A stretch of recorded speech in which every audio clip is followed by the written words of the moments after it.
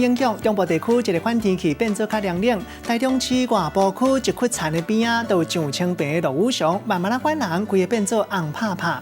都民众甲相片分享伫人面册社团，这个叶贴较无人知影的所在，即马普通时嘛有真侪民众走来翕相拍卡，享受袂输敢若伫咧外国的风光。水 ，OK， 猫咪。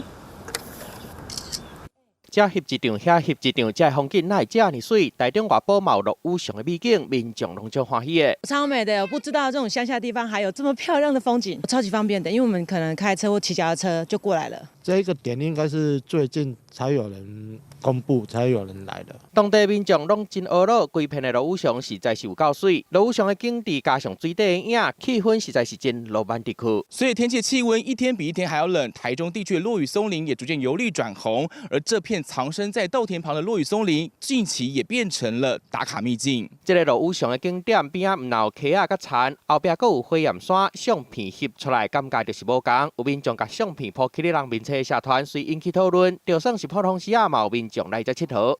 现在假日都会有很多人来啦。那快过年的时候，它全部都是这种颜色，红色的有没有？那就很漂亮，很欢迎大家来参观啦哈。当地邻里长对新的景点意外穿起来嘛，足欢喜的。不过因为迄个所在路较细条，唔若提醒游客赛车爱注意安全，慢慢袂记维护环境，避免造成当地农民的问题。记者综合报道。